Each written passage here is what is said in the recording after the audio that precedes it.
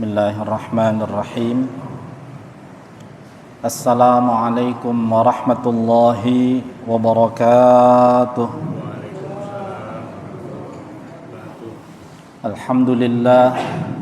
Alhamdulillahi rabbil alamin. Wabihi nasta'inu ala umurid dunya waddin. Wassalatu wassalamu ala sayyidina Muhammadin asyrafil anbiya'i wal mursalin wa ala alihi wa sahbihi ajma'in. Amma ba'du. Hadirin jamaah salat zuhur yang diberkahi dan dirahmati Allah, puji syukur kita panjatkan kehadirat Allah Subhanahu wa ta'ala. Alhamdulillah, pada siang hari ini selesai kita melaksanakan kewajiban kita, yaitu melaksanakan sholat zuhur berjamaah. Kita dapat berkumpul untuk sama-sama mengkaji salah satu fan dari ilmu dalam Islam, yaitu ilmu fikih dengan panduan kitab Al-Ghayah wa Taqrib. Kita berharap mudah-mudahan pertemuan kita, berkumpulnya kita senantiasa mendapatkan berkah dan rahmat dari Allah Subhanahu wa ta'ala. Salawat teriring salam kita sampaikan kepada Rasul kita, uswah hasanah kita, baginda Rasulullah Muhammad sallallahu alaihi wasallam. Hadirin jamaah salat zuhur yang diberkahi dan dirahmati Allah, sebelum sama-sama kita kaji kitab yang ada di hadapan kita, terlebih dahulu dengan mengharapkan keberkahan dari Allah Subhanahu wa ta'ala, kita baca Ummul Quran suratul Fatihah sekali lagi dengan harapan agar ilmu yang kita pelajari senantiasa Allah berikan manfaat dan berkah untuk kita semua. Bitilkan niyyah al-Fatihah. A'udzubillahi minasyaitonir rajim. Bismillahirrahmanirrahim. Alhamdulillahi rabbil alamin, arrahmanir rahim. Iyyaka na'budu wa iyyaka nasta'in. Shiratal ladzina an'amta 'alaihim ghairil maghdubi 'alaihim. Hadirin jamaah salat zuhur yang diberkahi dan dirahmati Allah, materi kita masih seputar tentang salat dalam kitab Al-Ghayah wa Taqrib, halaman 12 baris tengah. Faslun wa syara'itu wujubis salati thalathatu asya'a: al-islamu wal bulughu wal aqlu wa huwa haddut taklifi was salawatul masnunatu khamsun: al-aidani wal kusufani wal istisqa'u was sunanut tabi'atu lil faraidi 17 rak'atan: rak'atal fajri wa arba'un qabla adh-dhuhri wa rak'atani ba'dahu wa arba'un qabla al-'asri wa rak'atani ba'dal maghribi wa thalathun ba'dal isya'i yutiru biwahidatin minhunna wa thalathu nawafila muakkadatun: salatul laili wa salatul duha wa salatul tarawihi. Hadirin jamaah salat zuhur yang diberkahi dan dirahmati Allah, pada 2 minggu pertemuan yang lalu kita telah mengkaji sama-sama tentang seputar salat fardu. Kemarin juga sudah kita kaji tentang bagaimana cara mengetahui awal waktu salat dan juga akhir waktu salat, tentu dengan menggunakan alat yang Allah ciptakan di alam ini, yaitu matahari. Bahkan bukan hanya matahari, termasuk di dalamnya adalah ada fajar atau juga ada yang namanya mega. Tanda-tanda itu semua kalau kita manfaatkan dengan baik, maka kita akan mampu mengetahui apakah sudah masuk waktu sholat atau justru sudah habis waktu sholat yang akan kita laksanakan. Kemarin juga sudah kita kaji bersama bahwa hal ini meskipun saat ini kita sudah berada di era teknologi dengan bantuan jam baik digital maupun lainnya kita mampu mengetahui, tetapi dalam satu kondisi tertentu sangat mungkin kita pada saat alat itu tidak ada, maka kita akan butuh kepada alam karena kewajiban sholat tetap terus diwajibkan untuk kita. Dan hari ini kita akan sama-sama kaji tentang masalah sholat, yaitu terkait dengan syarat dan wajib sholat. Qala al-muallifu rahimahullah wa adaman naf'a bihi wa bi barakati ulumihi fid dharain amin. Faslun wa syaraitu wujubis salati salasatu asya'a. Pasal menjelaskan tentang syarat-syarat wajib salat ada 3 perkara atau ada 3 hal. Al-islamu, yang pertama adalah Islam, wal bulughu, yang kedua adalah baligh, wal aqlu, yang ketiga adalah berakal. Wa huwa haddut taklifi, dan akal itu adalah batas taklif atau batas awal seseorang diwajibkan untuk melakukan sholat. Jadi bahwa syarat seseorang menjadi wajib untuk melakukan sholat, yang pertama adalah Islam. Itu artinya bahwa orang di luar Islam tidak wajib melakukan sholat. Kalau kita lihat di dalam syarah kitab ini, di dalam kitab Fathul Qarib, di sana dijelaskan tentang bagaimana orang yang murtad, orang yang tadinya beragama Islam, kemudian keluar dari Islam, lalu masuk lagi ke dalam Islam. Kalau orang non-Islam yang tadinya bukan Islam, kafir katakan dia, kemudian menjadi seorang Muslim, tidak ada kewajiban dia mengqadha salat yang telah dia tinggalkan pada saat sebelum masuk agama Islam, tidak ada kewajiban itu. Tetapi kalau orang yang tadinya Muslim, kemudian dia keluar dari agama Islam, murtad, lalu masuk kepada menjadi Muslim lagi, maka ada kewajiban qadha untuk dia. Seperti yang dimukakan oleh pengarang dari kitab Fathul Qarib, dijelaskan seperti itu. Dia wajib mengqadha salatnya selama dia masuk atau keluar atau murtad dari agama Islam. Itu yang pertama. Kemudian wal bulughu, syarat wajib yang kedua adalah baligh. Sehingga orang yang belum baligh, usianya masih kanak-kanak atau usianya masih bayi apalagi, maka tidak wajib hukumnya untuk melakukan sholat. Bahkan dalam hadis sahih dijelaskan ada 3 hal yang tidak termasuk dalam catatan. Maksudnya tidak wajib baginya. Rufi'al qalamu an salasin. Yang pertama adalah anis sabiyyi hatta yahtalima. Bagi bayi atau anak-anak yang belum baligh.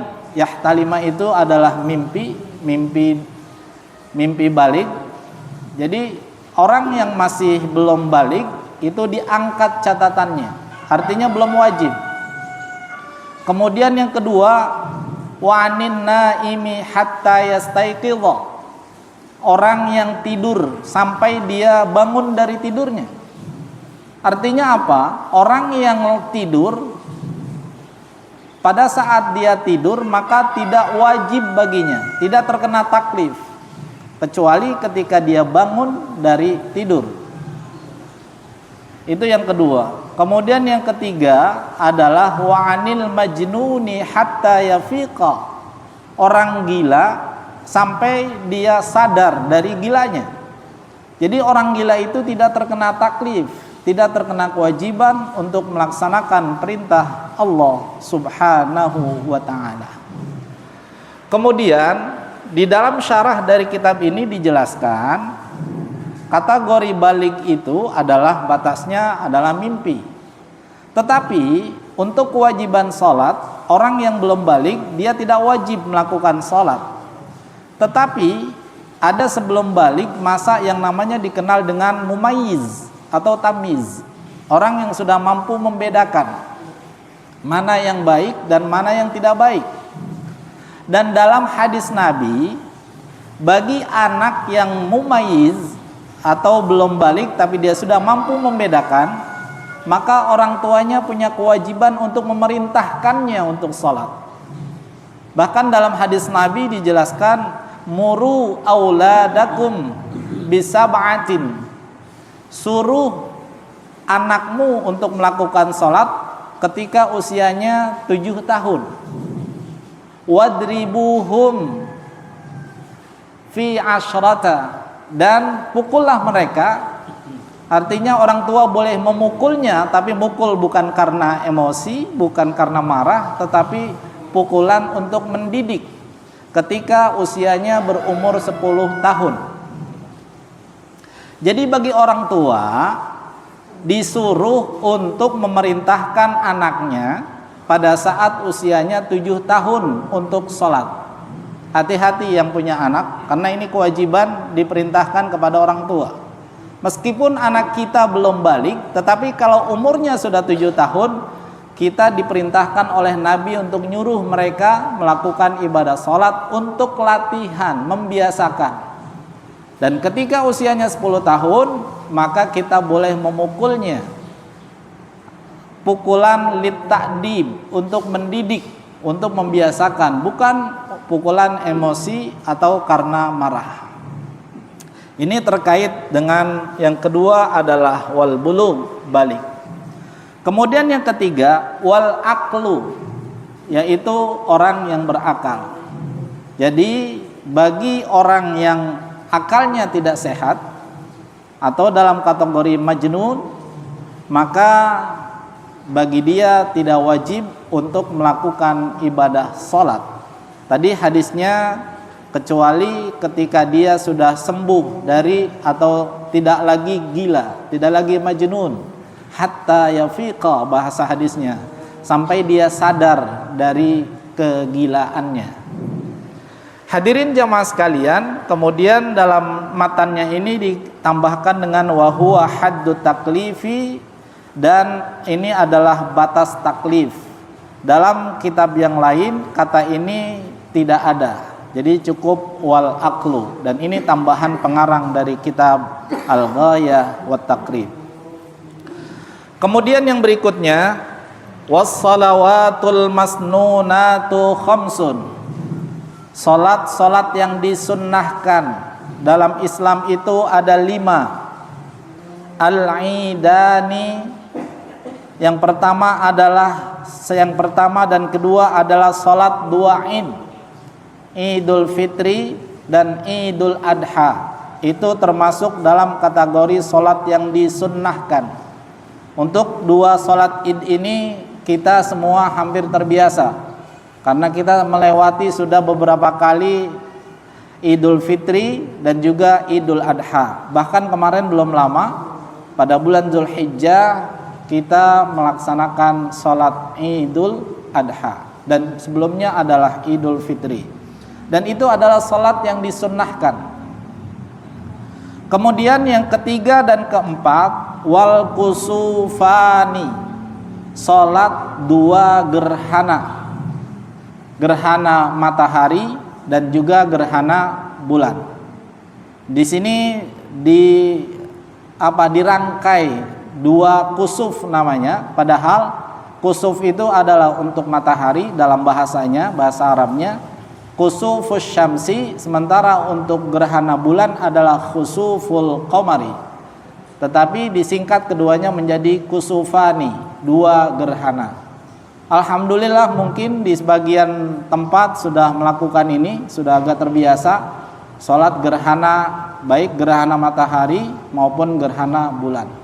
Dan ini adalah sholat yang disunnahkan, karena Rasul Shallallahu Alaihi Wasallam ketika terjadi gerhana selalu melakukan sholat sunnah gerhana, yaitu kalau matahari namanya khusufus syamsi, kalau gerhana bulan namanya khusuful qamari.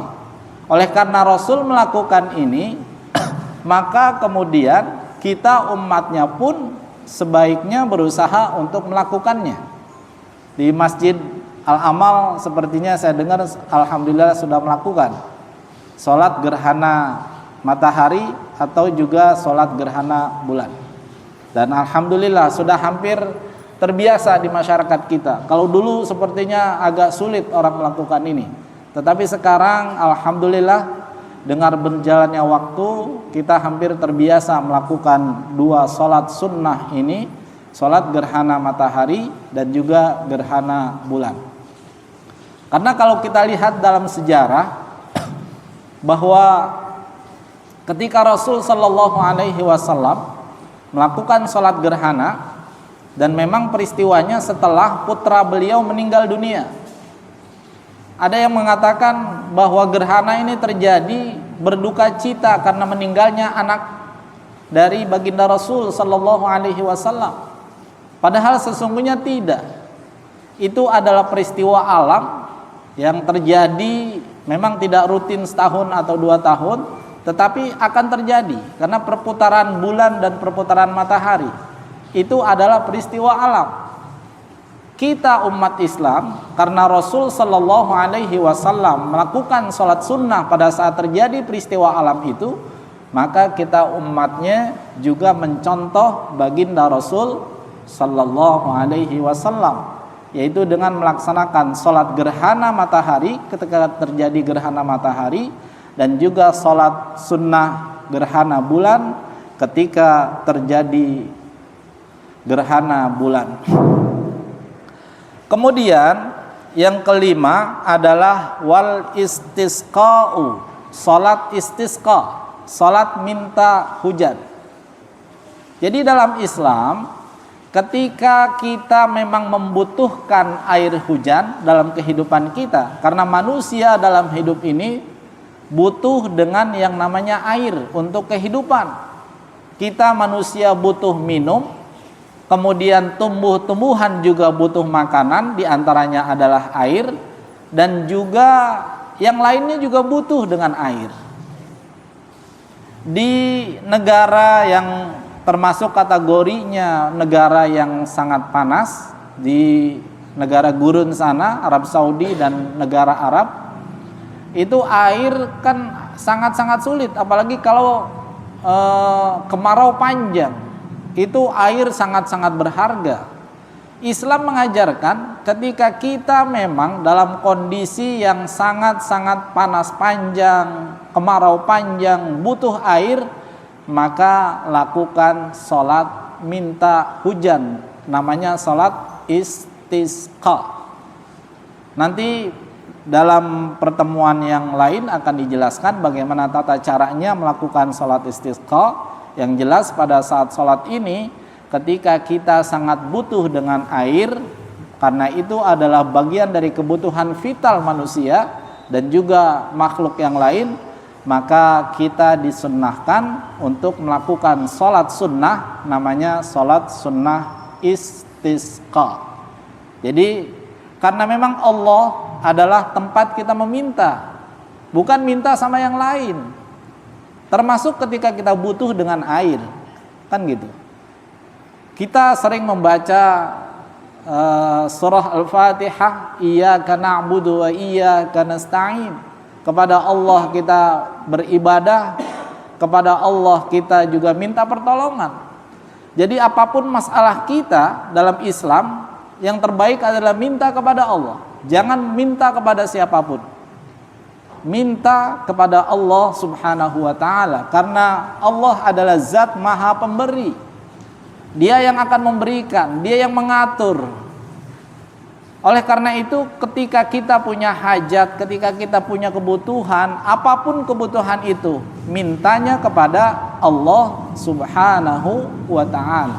Termasuk ketika kita menginginkan kebutuhan kita terpenuhi, termasuk air, maka Islam mengajarkan dan sebagaimana dicontohkan oleh baginda Rasul, lakukan sholat sunnah. Namanya adalah sholat sunnah istisqa.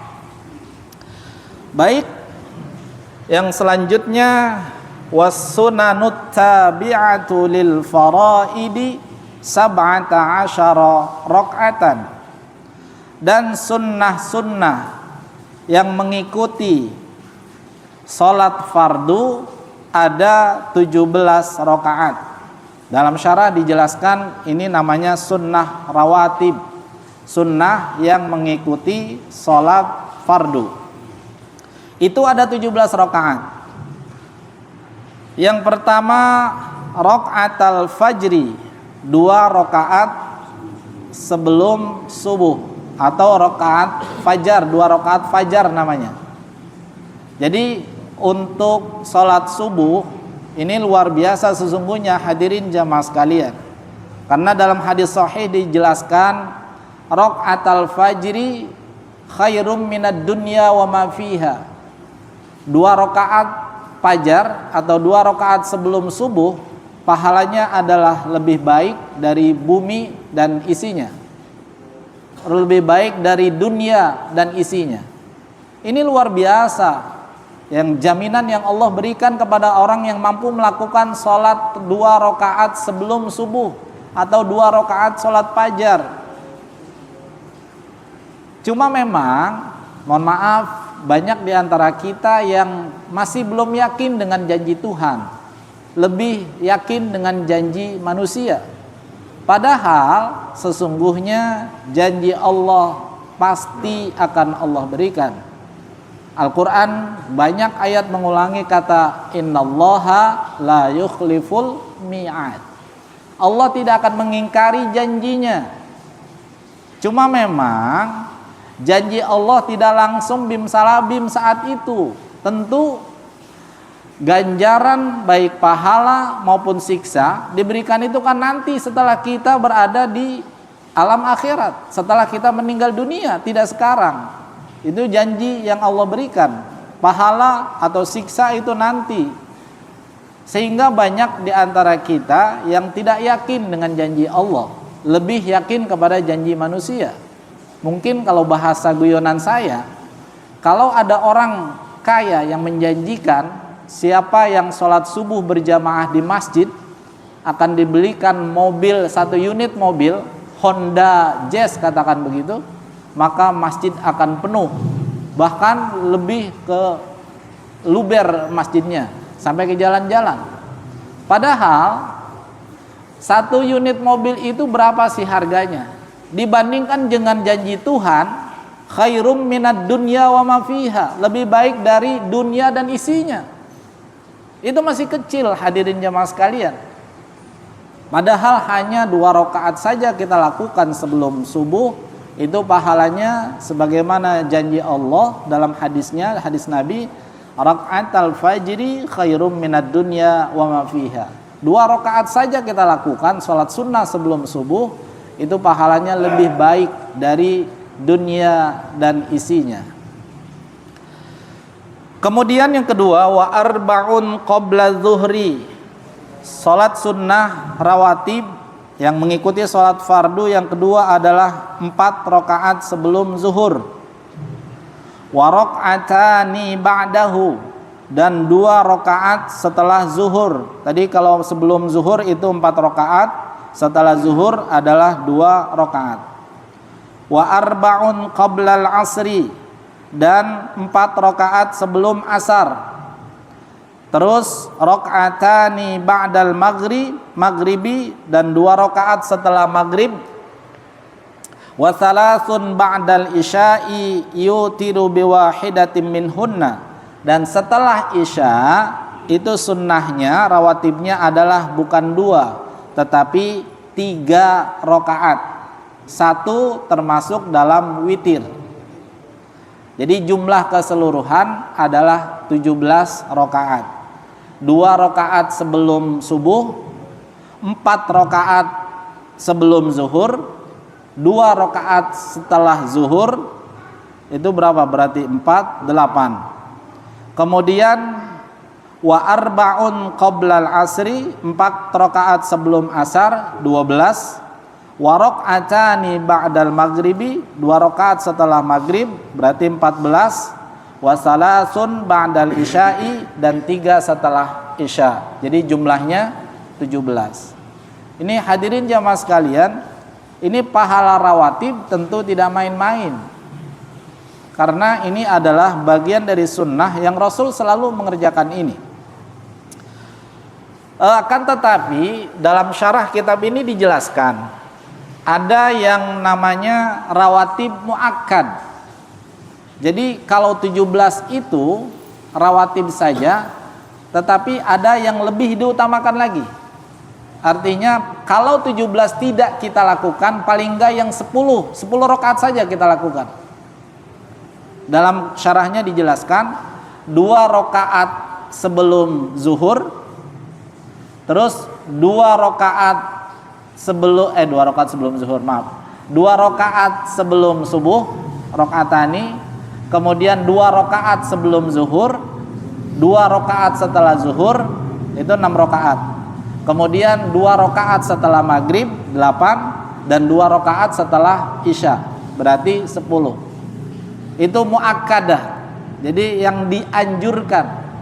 Kalau yang 17 kita tidak mampu melakukan rawatib, paling tidak 10 bisa kita lakukan. Jadi 2 rakaat sebelum subuh, 2 rakaat sebelum zuhur, 2 rakaat setelah zuhur, 2 rakaat setelah maghrib, 2 rakaat setelah isya. Nih, jadi harus diketahui ini hadirin jamaah sekalian. Karena mohon maaf, banyak saya melihat, pernah saya melihat orang nggak ngerti, mungkin masih baru, tapi dia nggak ngerti ilmu gitu. Habis sholat asar dia sholat sunnah ba'diyah gitu. Saya pelan-pelan setelah dia sholat saya samperin, Pak, mohon maaf, Bapak habis sholat? Iya Pak. Sholat apa Pak? Sholat sunnah katanya. Sunnah apa? Sunnah ba'diyah. Saya bilang, Bapak tahu nggak kalau ba'diyah asar itu nggak ada? Oh nggak tahu Ustaz katanya. Jadi hati-hati dalam beramal, dalam beribadah itu kita harus tahu ilmunya. Gitu. Jangan sampai mohon maaf kita capek-capek melaksanakan ibadah, tetapi sesungguhnya itu tidak diperintahkan. Apalagi ada yang sholat sunnah ba'diyah subuh, waduh, repot ini. Jadi yang diharamkan itu ada 2, ba'diyah subuh sama ba'diyah asar. Hati-hati ini. Jadi nggak boleh itu salat sunnah itu, gitu. Jadi yang ada meskipun rawatib itu mengiringi salat fardu, tidak semuanya ada qobliyah, tidak semuanya ada ba'diyah. Jadi yang muakkad itu adalah sunnah qoblal fajri atau qobla subuh. Kemudian kalau zuhur itu ada dua-duanya, qobliyah dan ba'diyah. Maghrib kalau dalam teks redaksi ini kan nggak ada qobliyahnya. Tetapi kalau memang ada dalam kitab literasi yang lain mengatakan qobliyah maghrib ada, ya silahkan. Kalau memang kita meyakini itu. Tetapi dalam kitab yang kita baca, maghrib itu nggak ada qobliyah, termasuk isya gitu. Jadi dalam rawatib ini yang ada itu maghrib adalah ba'diyah, kemudian isya yang ada juga ba'diyah. Jadi kalau memang ada yang mengatakan selama tidak diharamkan, ya silahkan saja. Kalau memang ada literasinya, ada sumbernya, ada dalilnya, kan begitu. Jadi khilafiyah, selama tidak haram menurut saya silahkan saja, selama memang nanti ada dalil yang menguatkan itu. Tapi berdasarkan kitab yang kita pelajari, itu tidak tercantum dari sunnah rawatib yang 17 rakaat dan juga yang 10 rakaat. Kemudian kita lanjutkan sedikit lagi. Wasalasu nawafila muakkadatun. Ada 3 sholat yang nawafil, yang sunnah, muakkadat, termasuk dalam kategorinya muakkad. Yang pertama adalah salatul lail, salat malam atau qiyamul lail, wa salatud duha, dan salat duha, wa salatut tarawihi, dan yang ketiga adalah salat tarawih. Ini 3 salat ini adalah salat yang muakkad, yang dianjurkan, yang Rasulullah sallallahu alaihi wasallam juga mengajarkan ini. Salat lail atau qiyamul lail, Al-Qur'annya jelas. Wa minal laili fatahajjad bihi nafilatan laka asa ayyab'atsaka rabbuka maqamam mahmuda. Ini dalam ayat ini jelas, akhir dari ayatnya, orang yang pengen mendapatkan maqamam mahmuda, tempat yang terhormat atau tempat yang dihormati, maka lakukan qiyamul lail. Jadi kalau orang pengen, kalau dalam bahasa derajatnya ingin meningkat, atau pengen kerjanya ingin naik pangkat atau naik apa, minta sama Allah. Dengan apa caranya?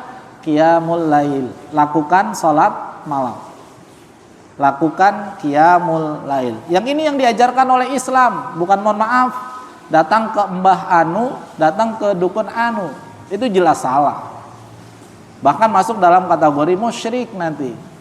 Menduakan Allah. Padahal kita Al-Fatihah selalu kita baca, iyyaka na'budu wa iyyaka nasta'in.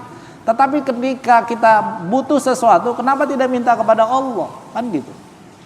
Padahal Islam sudah mengajarkan, dan ini agama yang luar biasa lengkap, Pak. Apapun diajarkan oleh Allah, dicontohkan oleh Rasulullah, apapun kebutuhan manusia. Bahkan tidak ada satupun dari sisi kehidupan ini yang tidak diajarkan. Dari bangun tidur sampai tidur lagi, bahkan bangun tidur kita diajarkan untuk berdoa, mau tidur juga diajarkan berdoa, kan luar biasa.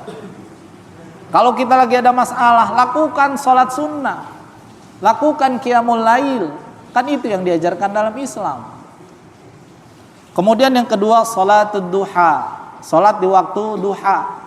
Kita punya hajat yang sering masyhur adalah bagaimana kalau kita ingin rizki kita ditambah, ya meskipun sesungguhnya kalau kita dalam pendekati tasawuf, kita sholat duha bukan karena mengharapkan rizki sebetulnya. Kita sholat duha karena yang pertama harusnya adalah karena Rasul melakukan, dan Rasul juga memerintahkan, kan gitu. Ini bagian dari sunnah. Kita mengharapkan ridho dari Allah Subhanahu wa ta'ala, harusnya selesai itu, Pak. Jangan mengharapkan rizki, ketika Allah nggak kasih rizki, sholat duhanya berhenti, kan jadinya begitu. Padahal bukan itu sesungguhnya. Kita sholat duha karena memang Rasul melakukan, dan kita sebagai umatnya dianjurkan untuk mencontoh baginda Rasul, bukan karena rizki yang kita peroleh. Meskipun kita melakukan sholat adalah bagian dari rasa syukur kita, tetapi karena kalau hanya kita mengharapkan sesuatu dari atau akibat kita melakukan itu, pada saat yang kita harapkan tidak didapatkan, maka kita akan tidak lagi melakukan. Saya teringat dengan bait syair yang diungkapkan oleh Imam Ibnu Athaillah dalam kitabnya Al-Hikam. Bait pertama, min alamatil i'timadi 'alal amal nuqsanur raja inda wujudiz zalal.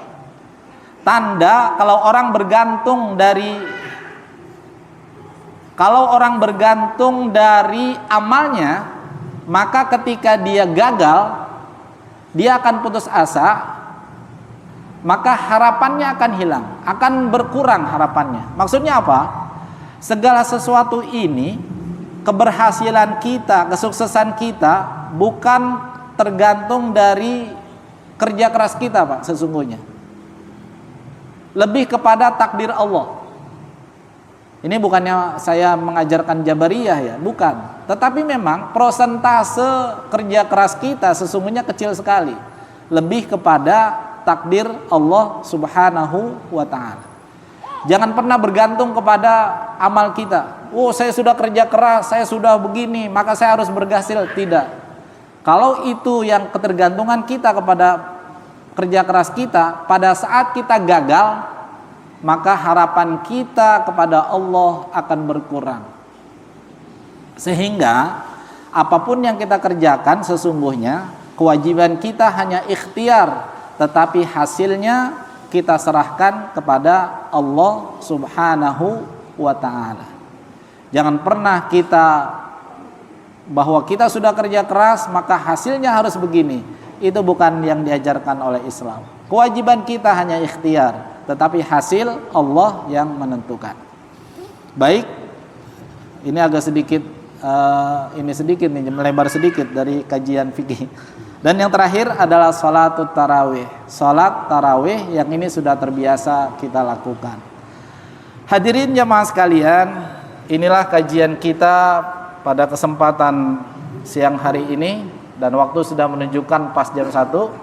Kira-kira ada yang mau dipertanyakan atau cukup?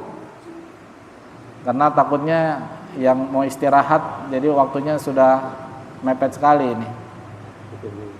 Mungkin ada 1 atau 2 pertanyaan, saya persilahkan. Cukup? Oh. Di luar ini ya. Di luar. Kontak. Jadi nih, ada orang sholat makmum, kemudian dia ketika imam sujud, dia telat sujudnya. Begitu dia imam udah sujud antara 2 sujud, dia masih sujud. Begitu imam udah sujud yang kedua, dia baru sujud antara 2 sujud. Imam tahiyat, dia masih sujud. Imam udah salam, dia masih tahiyat, agak lama. Bagaimana itu? Apakah sah? Iya. Jadi ini berbedanya antara yang dilakukan imam dengan yang dilakukan makmum. Imamnya terlalu telat. Iya, makmum terlalu telat. Saya mau garis bawahi dulu dari awal. Dari awal itu ketika makmum namanya kategorinya masbuk. Makmum yang ketinggalan. Masbuk itu makmum yang ketinggalan gitu. Imam mungkin sudah baca surah, bahkan surahnya udah mau selesai. Makmum baru datang. Itu namanya makmum masbuk. Pada saat makmum masbuk, lalu bagaimana hukumnya? Kan gitu. Kan ada juga orang pas imam sudah sujud. Nah, hati-hati nih. Bukan sujud, ruku. Imam sudah ruku, dia baru datang. Patokannya apa? Patokannya adalah dia bisa ikut ruku dengan imam atau tidak. Ini hati-hati, ini batas yang rawan. Karena kata Nabi, man adrokar ruku'a faqad adrokar rok'ata. Makmum yang bisa ngikut ruku sama imam, maka dia mendapatkan 1 rakaat jamaah. Tetapi kalau dia tidak bisa ikut ruku bersama imam, maka dia tidak bisa ikut jamaah, Pak. Maksudnya apa? Kalau dia takbir Allahu Akbar, kemudian imam sudah bangun dari ruku, hati-hati nih. Ini berarti dia tidak bisa ikut rakaat pertama, maka nanti dia harus menambahkan 1 rakaat lagi. Ini yang rawan ini. Nah, banyak saya lihat orang imam sudah bangun dari ruku, dia takbir, kemudian dia ruku, ngikutin. Ini yang salah. Karena hadisnya jelas, man adrokar ruku'a faqad adrokar rok'ata. Orang yang mendapatkan ruku, maka dia mendapatkan rokaat, 1 rokaat bersama imam. Maksudnya jamaah bersama imam. Ini saya mulai dari awal dulu. Lalu bagaimana ini adab ya? Adab kita menjadi makmum. Kita sebaiknya mengikuti imam. Termasuk kalau bagaimana kita belum selesai membaca surah Al-Fatihah. Sebaiknya ketika imam ruku, apa yang kita lakukan? Kan begitu. Apakah kita selesaikan Fatihah atau kita ruku? Sebaiknya kita ruku bersama imam. Yang inilah kemudian dalam hadis dijelaskan al-imamu dominun. imam itu menjadi penjamin terhadap makmum. Hati-hati, menjadi imam itu tidak gampang. Jadi imam itu menjamin jamaah yang kurang dari Fatihahnya, bahkan kurang rukunnya, itu imam yang menjamin. Sehingga jangan maksakan kita untuk menyelesaikan itu, gitu. Makanya termasuk pada saat kita ruku, kemudian kita belum selesai, ya sudah ikuti saja imam, gitu loh. Kecuali kalau memang kita selesaikan bacaan, imam masih mungkin kita ikuti, gitu loh. Tapi kalau kita sujud, kemudian imam sudah bangun dari sujud, tapi sudah lama kita masih sujud saja, itu secara adab tidak benar. Jadi semua sholat ini diajarkan. Lalu kalau dalam hadis Nabi itu yang pertama Ustaz yang saya temukan. Tetapi kalau yang kedua dan ketiga, rukun yang ketiga itu apakah batal atau tidak, saya belum menemukan. Apakah sampai batal sholatnya, maksud saya begitu? Jadi sampai berapa kali? Itu kan nanti ada kategorinya. Tetapi patokan saya yang pertama itu. Kalau imam sudah bangun dari ruku, jangan sekali-kali Anda ruku. Apalagi kemudian ikut bersama imam. Boleh kalau memang udah ada imam sudah bangun dari ruku, sebaiknya kalaupun Anda takbir, ikuti saja imam, nanti rokaatnya ditambahkan satu lagi, karena Anda termasuk sudah ketinggalan sholat jamaah rokaat yang pertama, gitu. Adapun itu ya saya belum menemukan hadisnya apakah itu kemudian nanti sampai membatalkan atau tidak. Kalau saya lebih kepada adab, tapi sebaiknya karena memang ada hadis sahihnya al-imamul dhamin, kita ngapain susah-susah gitu loh. Ikuti saja imam yang akan menanggung itu semua, gitu. Baik, itu jawaban saya Ustaz. Betul. Jadi ya kita kan sudah percaya sama imam, ngapain kita nggak ikuti, kan begitu. Kalau gitu nggak usah diikuti jadi imam, sholatnya sendiri. Bahasa logikanya begitu, logika kasarnya. Justru disitulah ketika kita ikut imam, kita harus ikuti semua yang dilakukan oleh imam. Baik, sementara itu Ustaz, barangkali udah cukup waktunya ya. Hadirin jamaah sekalian, ini kajian kita pada kesempatan kali ini. Mudah-mudahan bermanfaat untuk kita semua. Kita akhiri dengan doa. Bismillahirrahmanirrahim. Alhamdulillahirabbil alamin. Allahumma salli wa sallim ala sayyidina Muhammadin wa ala alihi wa sahbihi ajma'in. Allahumma anfa'na bima 'allamtana wa 'allimna alladhi yanfa'una. Allahumma anfa'na bima 'allamtana wa 'allimna alladhi yanfa'una. Allahumma faqihna wa faqih ahlana. Rabbana atina fid dunya hasanah wa fil akhirati hasanah wa qina adzaban nar. Wa sallallahu ala sayyidina Muhammad wa ala alihi wa sahbihi wa sallam. Walhamdulillahi rabbil alamin. Sama-sama kafaratul majlis. Subhanakallahumma wa bihamdika asyhadu an la ilaha illa anta astaghfiruka wa atubu ilaik. Assalamualaikum warahmatullahi wabarakatuh.